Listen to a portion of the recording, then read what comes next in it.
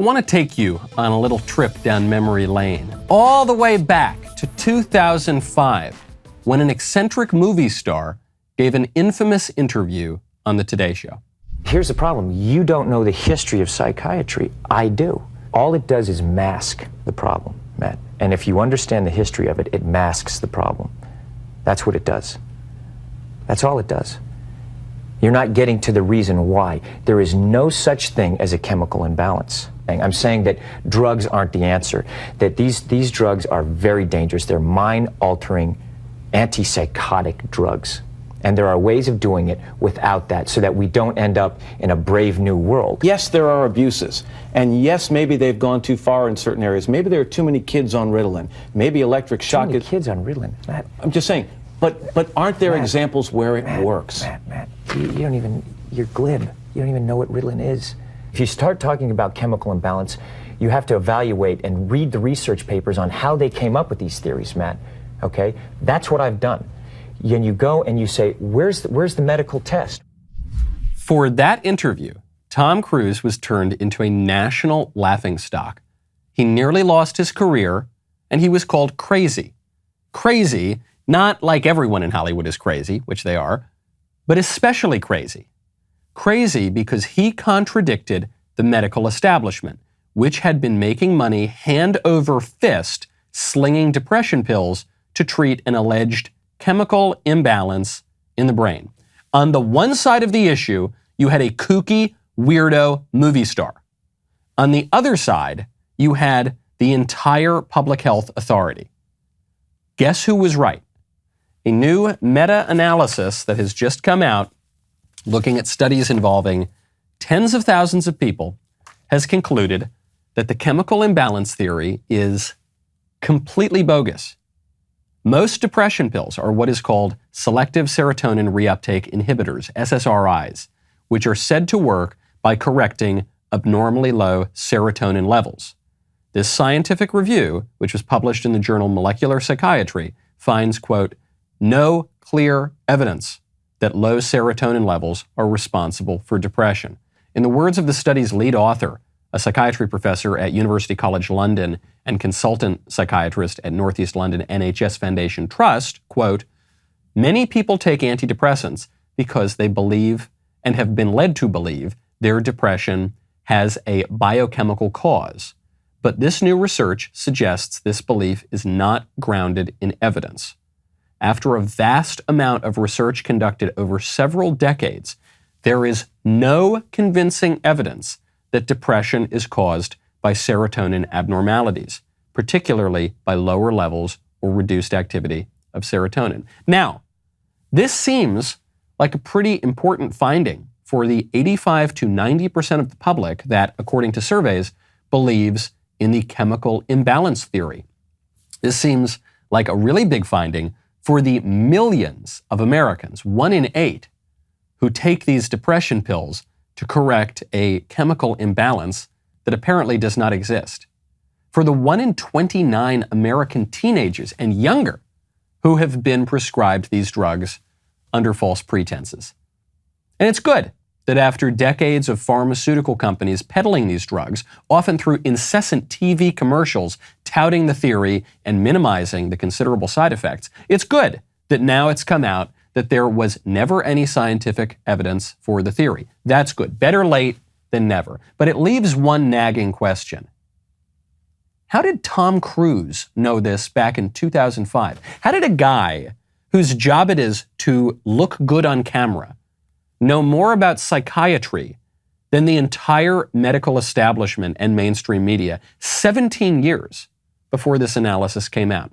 Forget Tom Cruise for a second.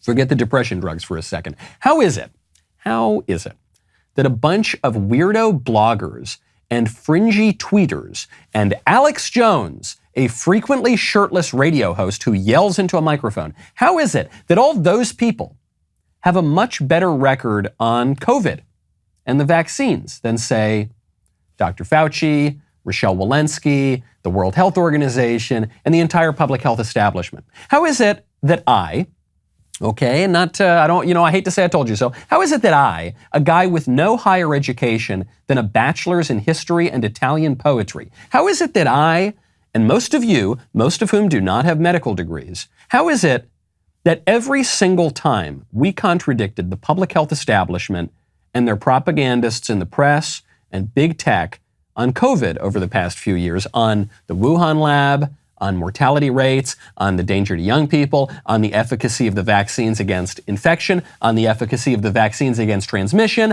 on the relation between vaccines and menstruation, on the risks of the mRNA technology, the list goes on every single part of it. How is it that we were always right and the authorities were always wrong? Ignorance on their part? Malice? Greed? Indifference, perhaps?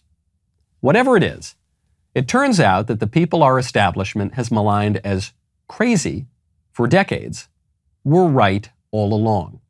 And the only people who seem crazy today are the ones who still think those authorities have even 1 ounce of credibility. Right now, go to puretalk.com, enter promo code Knowles Podcast. You need to switch to Pure Talk for a couple of reasons. One, because Americans are getting pinched right now. The cost of everything is going up. And unbelievably, you can save 2/3 on your cell phone. What are you paying right now? $80, $90 a month, and you are paying it to those same 3 or 4 big cell phone companies. What if I told you you can get the same quality talk, text, data for way, way less money if you switch to Pure Talk? Same phones, same highest end, coolest phones. It's just amazing. Same fabulous 5G network. So that's one reason you got to switch. You're just throwing money out the window right now. People can't afford to do that right now.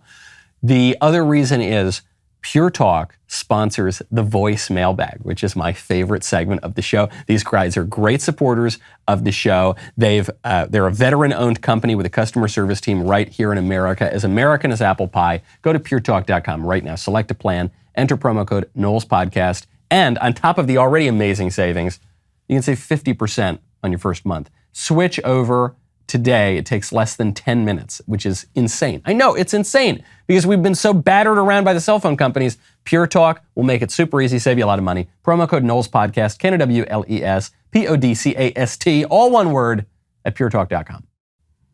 Good morning, Smokey Mike. This is Julia, your #1 fangirl. Today, I have a little bit more of a serious question. My best friend is planning on working at BP starting August 1st as an engineer. This will be her first job as an engineer. However, she just found out that BP is paying for its employees' abortions.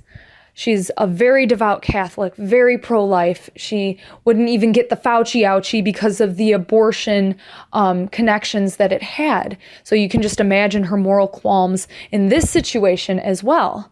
My question is, do you think that it would be morally okay for her to work at BP while they're paying for their employees' abortions, or should she seek employment elsewhere?